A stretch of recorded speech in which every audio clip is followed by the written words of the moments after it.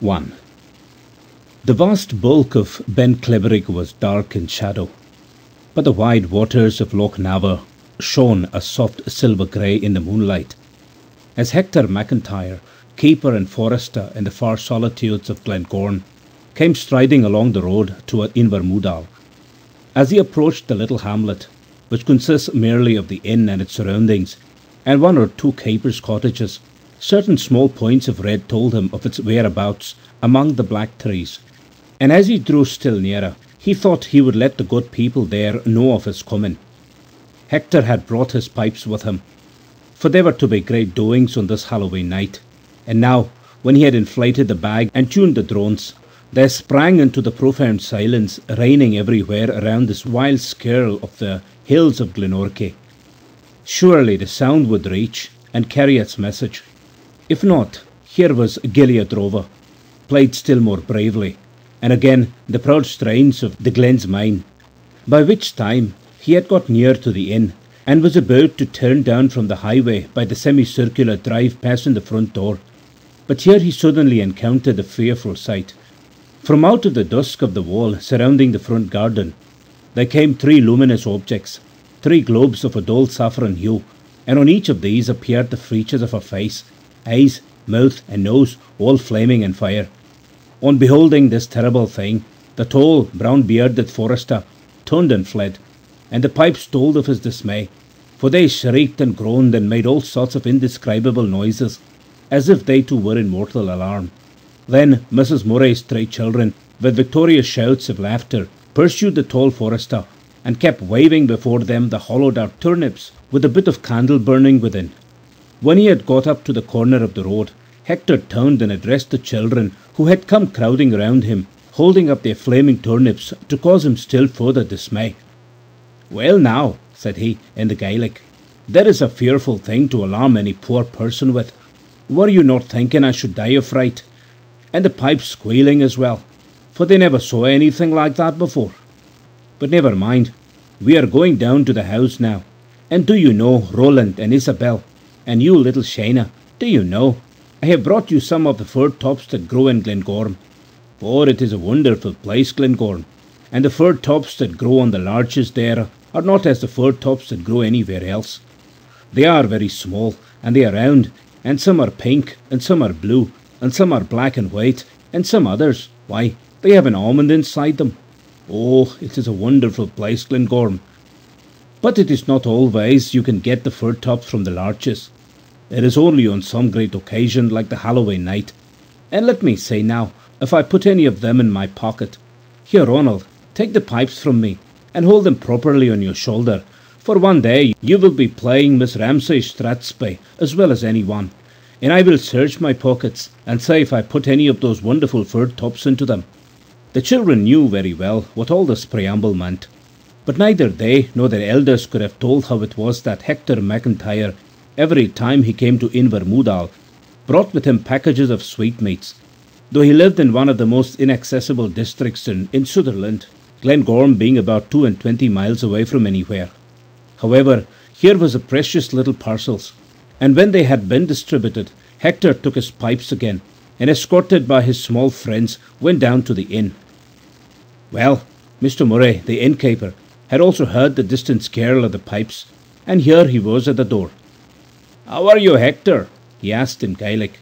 "What is your news?" "There is not much news in Glengorm," was the answer. "And when is your wedding to be?" Mr. Murray said. "We will make a grand day of that, Hector. And I have been thinking I will get some of the lads to kindle a bonfire on the top of Ben Cleverig, a fire that they will see down in Rossshire.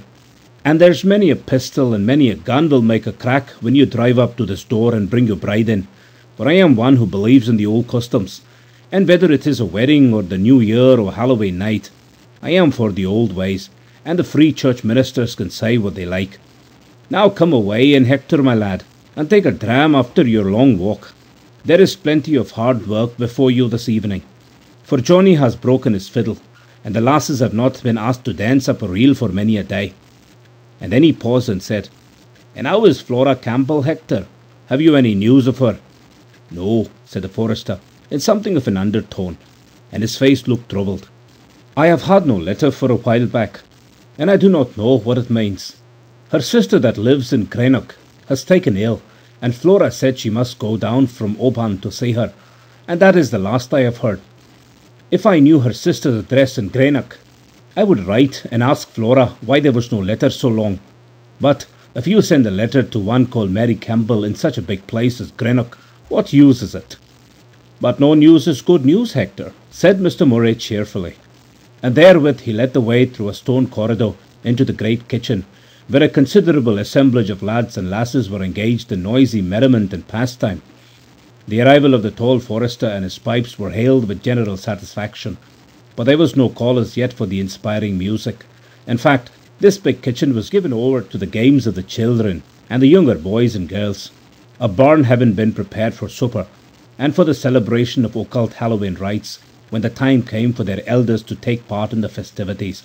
At present there was a large tub filled with water placed in the middle of the floor, and there were apples in it, and the youngsters, with their hands behind their backs, were trying to snatch out an apple with their teeth. There was many a sousing of heads, of course, in excellent trial of temper, while sometimes a bolder wight than usual would pursue his prize to the bottom and try to fasten upon it there, or some shy young damsel would cunningly shove the apple over to the side of the tub, and succeed by mother wit where masculine courage had failed. Then from the roof, suspended by a cord, hung a horizontal piece of wood, at one end of which was an apple, at the other a lighted tallow candle, and when the cord had been twisted up and set free again, causing the transverse piece of wood to whirl around, the competitor was invited to snatch with his mouth at the apple, failing to do which secured him a rap on the cheek from the guttering candle. There were all sorts of similar diversions going forward, the origin and symbolism of them little dreamt of by these light-hearted lads and lasses, when little Isabel Murray came up to the big, handsome, good-natured-looking forester from Glengorm. "Will you burn a nut with me, Hector?" she said kindly. "Indeed I will, Isabel, if you will take me for your sweetheart," said he in reply. "And now we will go to the fire, and see whether we are to be at peace and friendship all our lives." They went to the hearth. They put the 2 nuts among the blazing pates, and awaited the response of the oracle. Could any augury have been more auspicious? The 2 nuts lay together, burning steadily and quickly, a soft love flame, no angry sputtering, no sudden explosion and separation. "Now do you see that lamb of my heart?" said the tall forester, using a familiar Gaelic phrase. And no doubt the little lass was very highly pleased. However, at this moment up came Mrs. Murray, with the announcement that the children might continue at their games some time longer, but that the grown-up folk were wanted in the barn, where supper was waiting them. It was a joyous scene. The huge peat fire was blazing brightly. The impoverished chandelier was studded with candles. There were a couple of lamps on the long table, which were otherwise most sumptuously furnished, and when Hector McIntyre, in his capacity of piper, had played the people into the stirring strains of the Marchioness of Tweeddale's Delight, he put the pipes aside, and went and took the seat that had been reserved for him by the side of the fair-haired Nelly, who was very smartly dressed for this great occasion, as befitting the reigning beauty of the neighbourhood. "You'll be sorry that Flora is not here tonight," said the fair-haired damsel, rather saucily, to her brown-bearded companion. "And no one to take her place? I suppose there was no one in Sutherland good enough for you, Hector, that you must take up with the lass from Islay. And there is little need for you to dip your slave in the burn and hang it up to dry when you go to bed, so that the fire may show you your sweetheart, for well you know already who that is. Well, well, you will have no heart for the merrymaking tonight, for a lad that has a sweetheart away in the south has no heart for anything." "You'll just mind this, Nelly," said the forester, "not to carry your merrymaking too far this night. Alistair Ross," he continued, glancing down the table toward the huge, rough, red-bearded drover who was seated there, "is not the man to be made a fool of, and if that young fellow Semple does not take heed, he will find himself gripped by the waist some fine dark evening and flung into Loch Naver." "Oh, you are like all the rest, Hector," said the coquettish Nelly with some impatience. "Every one of you is jealous of Johnny Semple, because he is neatly dressed, and has good manners, and is civil-spoken." "What is he doing here at all?" said Hector with a frown. "Is it a fine thing to see a young man idling about a place with his hands in his pockets, just because his uncle is the landlord? If he has learned his fine manners in the towns, why does he not earn his living in the towns? He is no use here." "Oh no, said Nelly, with a toss of her head. "Perhaps he's not much use on the hill. Perhaps he could not set traps and shoot hawks. But he knows all the new songs from the theatre, and he can dance more steps than anyone in Sutherland." "Well, this is what I am telling you, Nelly," her companion said with some firmness. "I do not know what there is between you and Alister Ross. If there is anything, as people say, then do not make him an angry man. Let Simple alone. An honest lass should beware of a town dandy like that." Here this private little conversation was interrupted by Mr. Murray, who rose at the head of the table and called upon the company to fill their glasses. He wished to drink with them, as they did not seem loath. When Hector and his pretty companion found opportunity to resume their talk, he discovered that Nelly was in quite a different mood. "Well, now it is a good thing, Hector, that everyone knows that you and Flora are to be married, for I can talk to you without Alister getting red in the face with rage. And when we go out to pull the cabbage stalks, will you go with me? I know the way into the garden better than you, and we can both go blindfold if you will take my hand." "But what need is there for you to pull a cabbage stalk, lass?" said he. "Do you not know already what like your husband is to be?" Again the pretty Nelly tossed her head. "Who can tell what is to happen in the world?" "And maybe you would rather not pull a stalk that was tall and straight and strong. That would mean Alister," said the companion, glancing at her suspiciously. "Maybe you would rather find you had got hold of a withered old stump with a lot of earth at the root, a decrepit old man with plenty of money in the bank. Or maybe you are wishing for one that is slim and supple and not so tall, for one that might mean Johnny Simple." "I am wishing to know who the man is to be, and that is all," said Nelly, with some affectation of being offended. "And what harm can there be in doing what everyone else is doing?" However, not all Nelly's blandishments and petulant coquetries could induce Hector McIntyre to take part in this appeal to the divinations of the Kailyard, for when after supper the lads and lasses went away blindfold to pull the cassock that was to reveal to them the figure and circumstances of their future spouse, the big forester remained to have a quick smoke with the married keepers and shepherds who had no interest in such matters. It was noticed that he was unusually grave, he who was ordinarily one of the lightest of the light-hearted. Naturally, they put it down to the fact that among all the merrymaking and sweethearting and spying into the future of the young people, he alone had no companion, or rather not the companion whom he would have wished to have. For Flora, the young girl whom he was to marry, had left Invermoodal for the south in the preceding autumn, and when they had asked if Flora was quite well, and when he had answered, "Oh yes," there was nothing further to be said. 2. Now, on All Hallows Eve, there is one form of incantation which is known to be extremely, nay, terribly potent when all others have failed. You go out by yourself, taking a handful of hemp seed with you. You get to a secluded place and begin to scatter the seed as you walk along the road. You say, "Hemp seed, I sow thee. Hemp seed, I sow thee. He who is to be my true love, appear now and show thee." And if you look furtively over your shoulder, you will behold the desired apparition following you. When Nelly came back from consulting the oracle of the Kailyard, it appeared that she had received what oracles generally vouchsafe, a doubtful answer. "What kind of custard did you pull, Nelly?" Hector asked of her.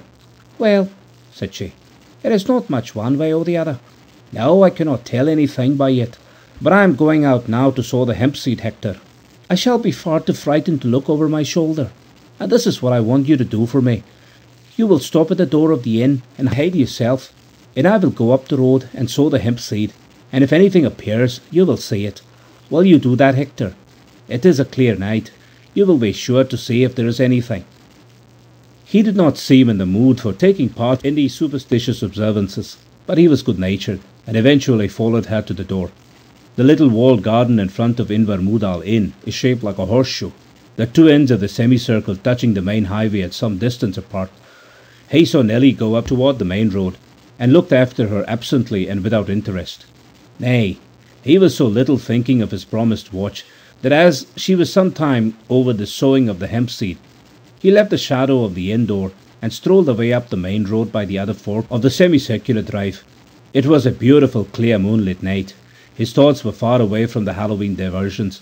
He was recalling other evenings long ago, when Clebrig as now seemed joining earth and heaven, and when there was no sound but the murmuring of the burns through the trackless heather. The highway up there was white before him. On the other side was a plantation of young firs, black as jet. Not even the cry of a startled bird broke this perfect stillness. The wide world of mountains and lochs and moor was plunged in sleep profound.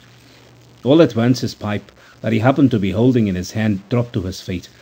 There before him in the white highway, and between him and the black belt of the firs, stood Flora Campbell, regarding him with eyes that said nothing, but only stared in a somewhat sad way, as it seemed. He was not paralyzed with terror at all. He had no time to ask himself what she was doing here, or how she had come here. Flora Campbell, standing there in the road, and looking at him in silence. And then the horror came when suddenly he saw that the white highway was empty. He began to shake and shiver as if with extremity of cold. He did not move. He could not move. He knew what had happened to him now. Flora Campbell's wraith had appeared to him. But with what message? The steady gaze of her eyes had told him nothing. If they were anything, they were mournful. Perhaps it was a token of farewell. Perhaps it was an intimation of death. Hardly knowing what he did, and trembling in every limb, he advanced a step or two, so that he could command the whole length of the highway. There was no sign of any living thing there. He could not recall how it was she first appeared. He could not tell in what manner she had gone away. He only knew that for a few moments before, Flora had been regarding him with steady plaintive eyes, and that now he was alone with this moonlit road and black plantation, and Clebrig rising far into the silent heavens. Then there arose in his heart a wild resolve that whatever this thing might portend, he must instantly make way for the south, to seek out Flora Campbell herself. She had something to say to him surely, though those mournful eyes conveyed no intelligible message. Ay, if she were dead, if this were but a mute farewell, must he not know? Dazed, bewildered, filled with terrible misgivings of he knew not what, he slowly went back to the inn. He had some vague instinct that he must ask Mr. Murray for the loan of a stick if he were to set out now to cross the leagues of wild and mountainous country that lie between Invermoodal and the sea. Mr. Murray, as it chanced, was at the door. "God's sakes, Hector, what is the matter with you?" he exclaimed in alarm, for there was a strange look in his face. "I have seen something this night," was the answer, spoken slowly and in an undertone. "Nonsense, nonsense," the innkeeper said. "The heads of the young people are filled with foolishness on Halloween, as every one knows. But you are not to be frightened by their stories." "It has naught to do with Halloween," said Hector, still with his eyes fixed on the ground, as if seeking to recall something. "Do you know what I have seen this night? I have seen the wraith of Flora Campbell. Aye, as clear as daylight." "I do not believe it, Hector," said Mr. Murray. "You have been hearing all those stories of the witches and fairies on Halloween until your own head has been turned. Why, where did you see the wraith?" "Up there in the road, and as clear as daylight, for that is the truth. It was Flora herself," the tall forester made answer, not argumentatively, but as merely stating a fact that he knew. "And did she come forward to you, or did she go away from you?" Mr. Murray asked curiously. I am not sure," Hector said after a little hesitation. "No, I could not say. Perhaps I was not thinking of her. But all at once I saw her between me and the plantation in the middle of the road, and for a moment I was not frightened. I thought it was Flora herself. Then she was gone." "For you know what they say, Hector," Mr. Murray continued. "When a wraith appears, it is to tell you of a great danger, and if it comes forward to you, then the danger is over. But if it goes away from you, the person is dead." "Aye, aye, I've heard that too," Hector murmured, as if in sombre reverie. Then he looked up and said, "I am going away to the south." "Well, now, that is unfortunate, Hector," the good-natured innkeeper said to him. "For tomorrow the mail comes north, and you will have to wait till the next day for the mail going south, to take you to the Lairg to catch the train."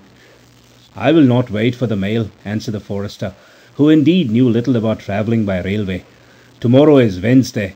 It is the day the big steamer starts from Loch Inver. Perhaps I may be in time." "Loch Inver!" the other exclaimed. "And how are you going to get to Loch Inver from here, Hector?" "Across the forest," was the simple reply.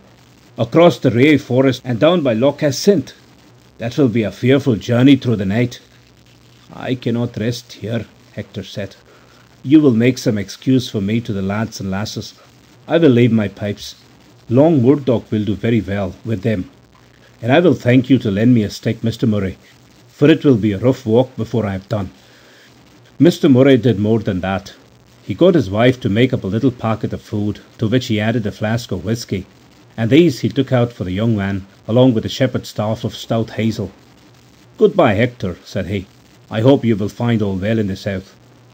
"I do not know about that," the forester answered in an absent sort of fashion, "but I must go and see. There will be no peace of mind for me. There would not be one moment's peace for me, otherwise, for who knows what Flora wanted to say to me." 3. It was an arduous task he had set before him. For 9 men out of 10 it would have been an impossible one. But this young forester's limbs knew not what fatigue was, and in his heart there burned a longing that could not be assuaged. Nor in ordinary circumstances would the loneliness of this night journey have mattered to him, but his nerves had been unstrung by the strange thing that had happened, and now, as he followed the shepherd's track that led away into the higher moorlands south of the Moudal river, he was conscious of some mysterious influence surrounding him that was of far more immediate concern than the mere number of miles, some 40 or 50, he had to accomplish before noon of the next day. Those vast solitudes into which he was penetrating were apparently quite voiceless and lifeless, and yet he felt as if they knew of his presence and were regarding him. A white stone on a dark heather-covered knoll would suddenly look like a human face, or again he would be startled by the moonlight shining on a small turn set among the black peat-hogs. There was no moaning of the wind, but there was a distant murmuring of water. The rills were whispering to each other in the silence. As for the mountains, those lone sentinels, Ben Loyal and Ben Hope and Ben He, they also appeared to be looking down upon the desolate plain. But he did not heed them. They were too far away. It was the objects near him that seemed to know he was here, and to take sudden shapes as he went by. Soon he was without even a shepherd's track to guide him, but he knew the lay of the land, and he held on in a line that would avoid the lochs, the deeper burns, and the steep heights of Mial and Amare. The moonlight was of great help. Indeed, at this period of his long through-the-night tramp, he was chiefly engaged in trying to recall how it was he first became sensible that Flora Campbell's wraith appeared before him.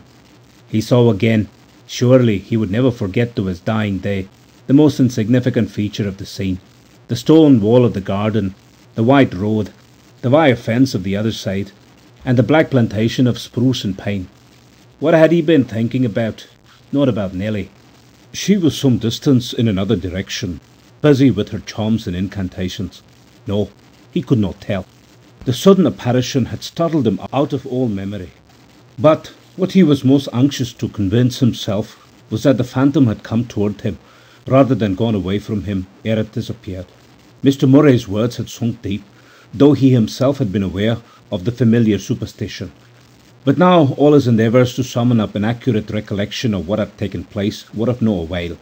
He knew not how he first became conscious that the wraith was there, Flora Campbell herself, as it seemed to him, nor how it was he suddenly found himself alone again.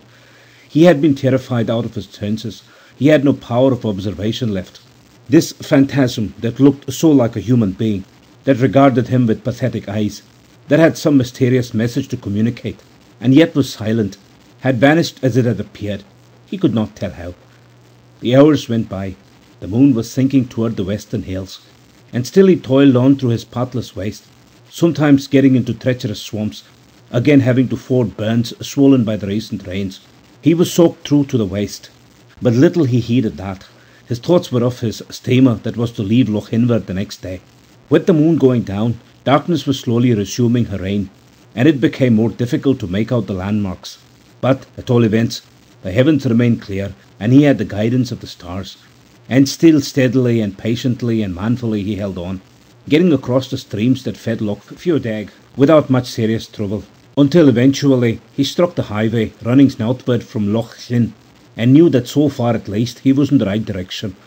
Leaving the Corrie Kinloch road again, he had once more to plunge into the trackless wilderness of rock and swamp and moorland, and the further he went through the black night, the less familiar was he with the country, for he had a general knowledge, and what matters half a dozen miles one way or the other.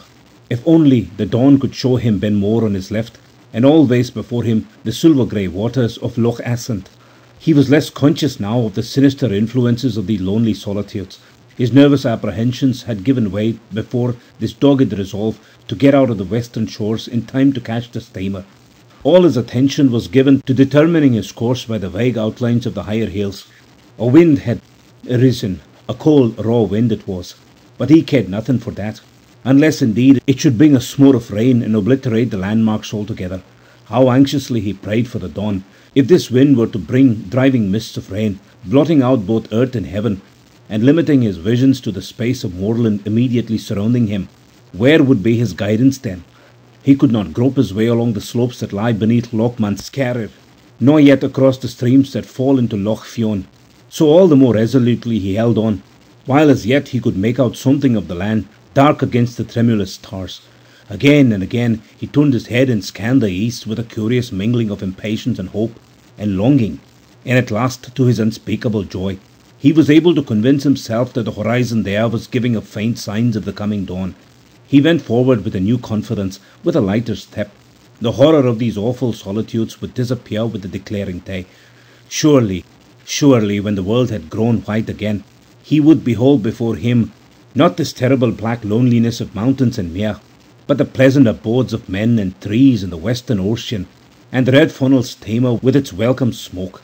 The grey light in the east increased. He began to make out the features of the ground near him. He could tell a patch of heather from a deep hole, and could choose his way. The world seemed to broaden out. Everything, it is true, was as yet wan and spectral and ill-defined, but the silence was no longer awful. He had no further fear of the mists coming along to isolate him in the dark. By slow degrees, under the widening light of the sky, the various features of this wild country began to take more definite shape. Down there in the south lay the mighty mass of Ben More.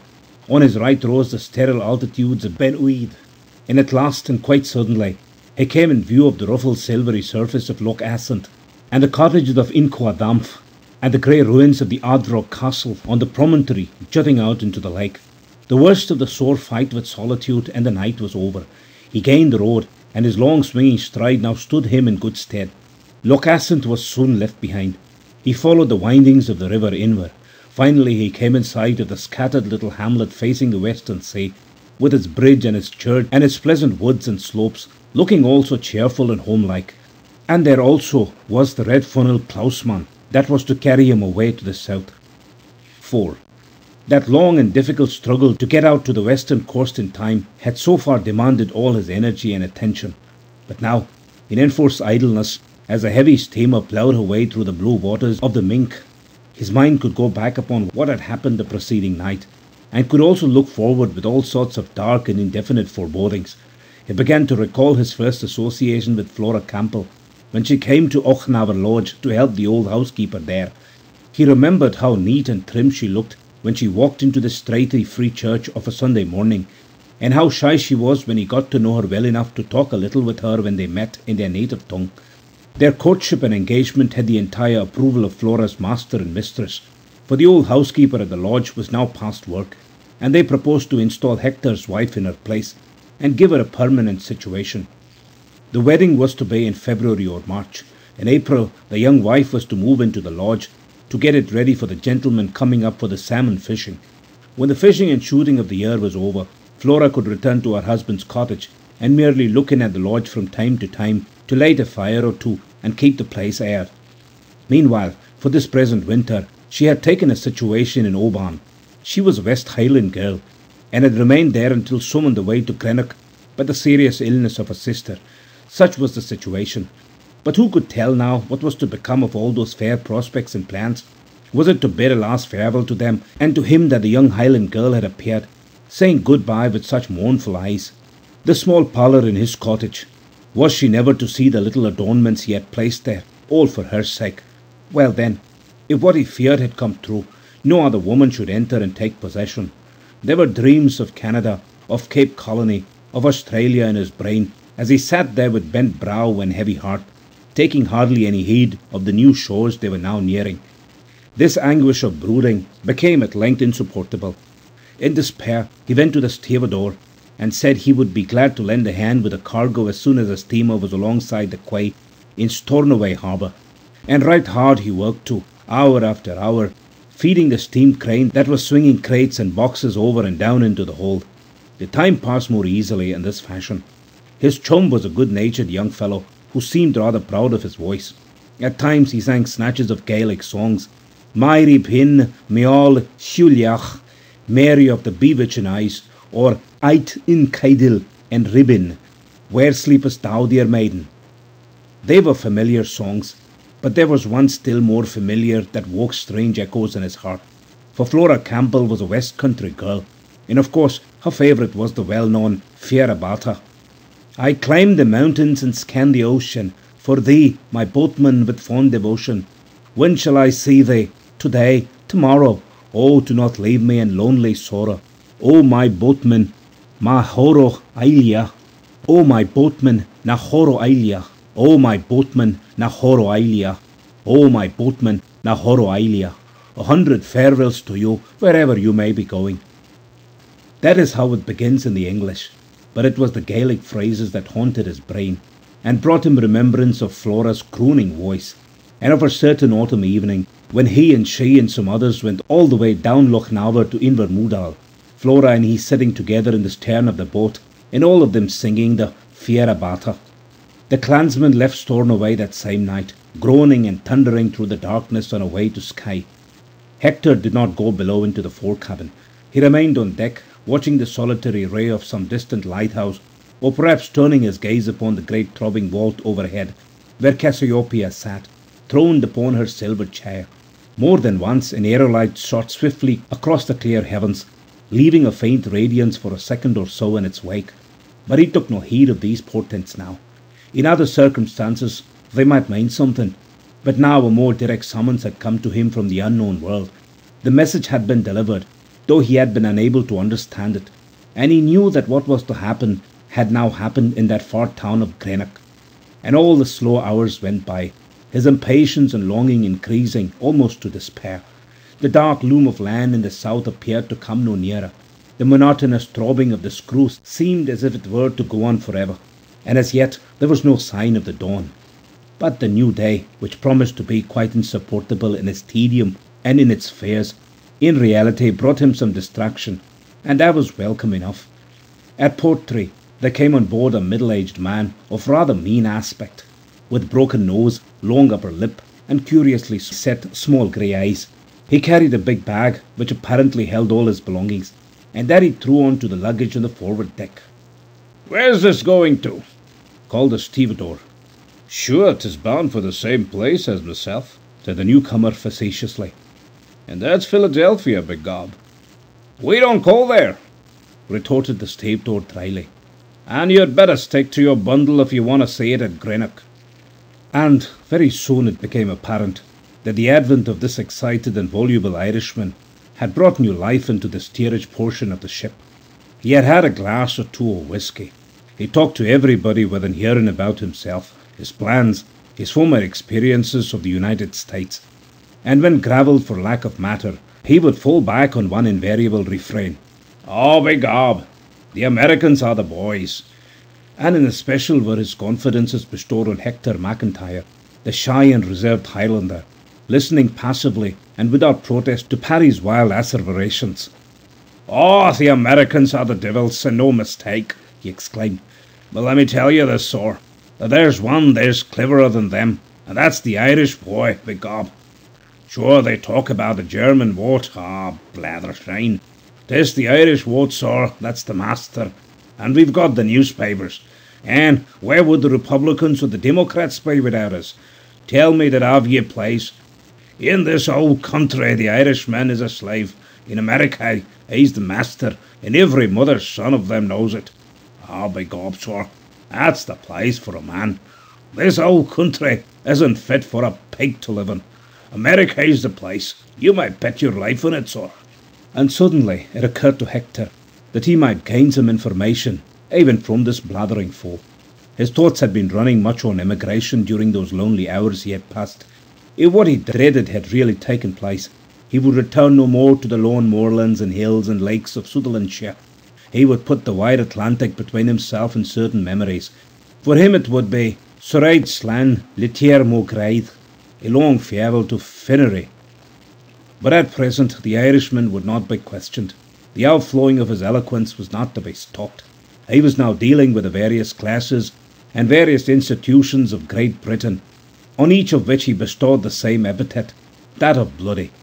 The government, the newspaper editors, the House of Lords, the House of Commons, the clergy, the judges, the employers of labour, all were of the same ensanguined hue, and all were equally doomed to perdition as soon as Ireland had taken up a proper and inevitable position in America. Moreover, the tall and silent Highlander, as he sat and gazed upon the frothing creature, as if he were some strange phenomenon, some incomprehensible freak of nature, could not but see that the man was perfectly in earnest. "Look what they did to John Mitchell! Look at that now, John Mitchell!" Hector had unfortunately never heard of John Mitchell, so he could not say anything. "Dying by the roadside, John Mitchell, to be left to die by the roadside. Oh, think of that now. What do you say to that now? John Mitchell being left to die by the roadside."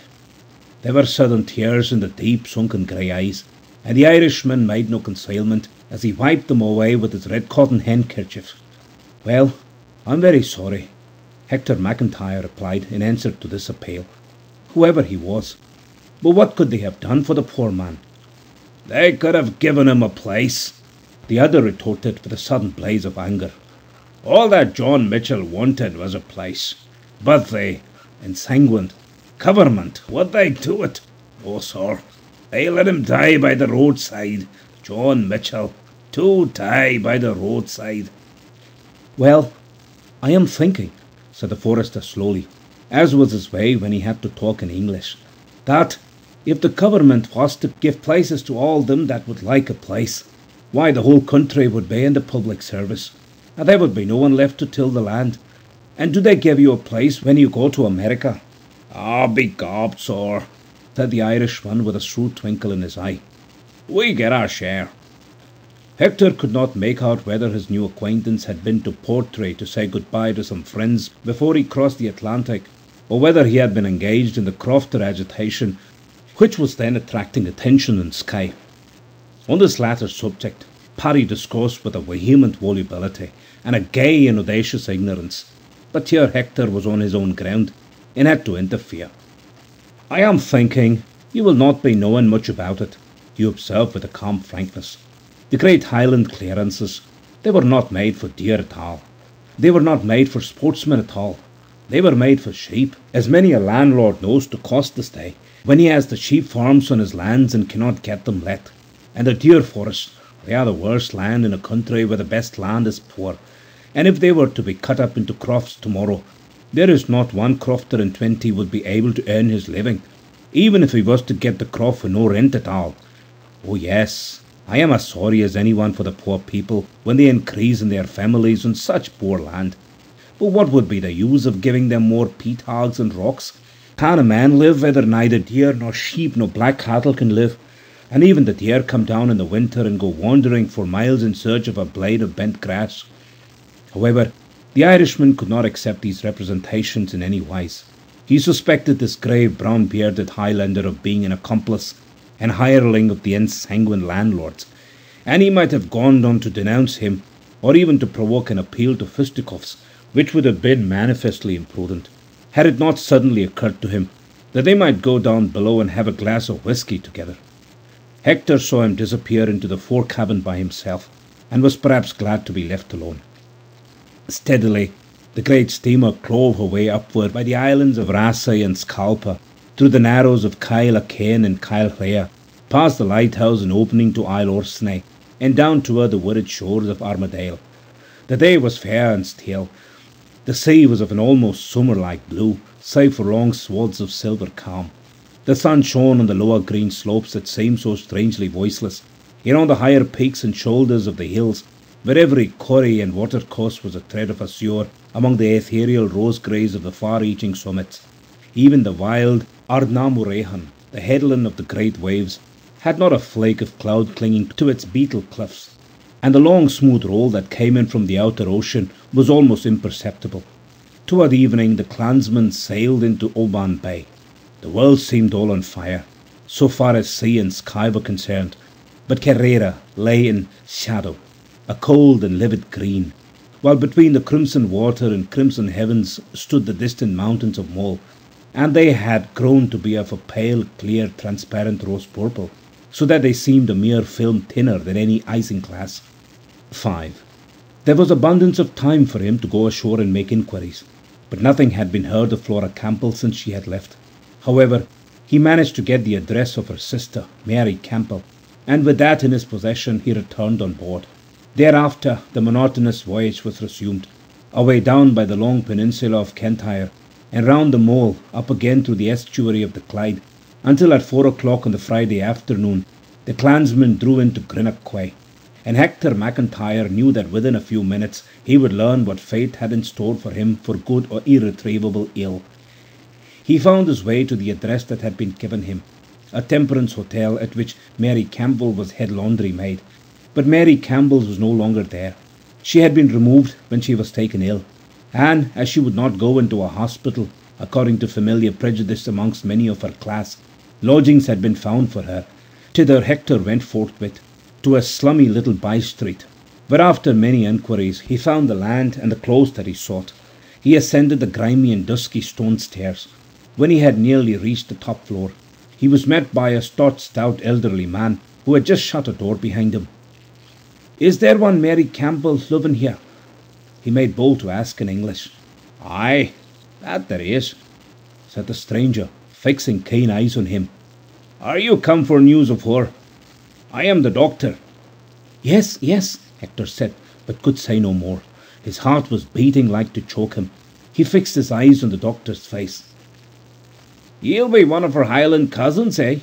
You dinna look like a town-bred lad," said the brusque and burly doctor, with a sort of facetious good humour. Well, Mary is getting on right enough. You might as well go in and cheer her up a bit. The twa lasses dinna seem to have many friends." But Flora," said the forester, with his hungry, haggard eyes still watching every expression of the doctor's face. "The other one? Indeed, she has had the fever worse than her sister. I wasna sure one night but that she would go." McIntyre seemed to hear no more. Flora was alive, was within a few yards of him.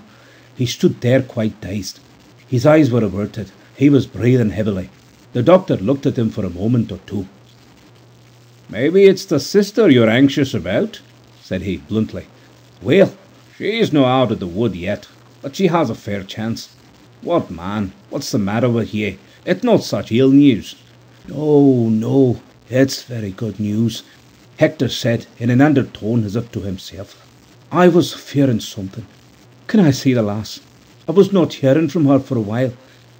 But he could not explain what had brought him hither. He instinctively knew that this south countryman would laugh at his Highland superstition, would say that his head had been stuffed full of Halloween nonsense, or that at most what he had imagined he had seen, and the fact that Flora Campbell had fallen seriously ill formed but a mere coincidence. "Oh yes, you can see her," the doctor said with rough good nature, "but I'll just go in beforehand to give her a bit of warning. You can talk to her sister for a minute or two. She's sitting up now, and soon she'll have to begin and nurse her sister, as her sister did her until she took the fever. Come away, lad. What's your name, did you say?" "Hector McIntyre. Flora will know very well where I am from." The doctor knocked at the door, which was presently opened by a young girl, and while he left Hector to talk to the elder sister, who was lying propped up on a rude couch in a rather shabby little apartment, he himself went into an inner room. When he came out, he again looked at Hector curiously. "Now I understand why you were so anxious," said he with a familiar smile. "How came ye to hear she was ill? She says she did not want ye to ken anything about it until she was on the high road to getting better." Hector did not answer him. He only looked toward the door that had been partially left open. "Go in, then," said the doctor, "and dinna stay over long, my lad, for she has little strength to waste in talking as yet."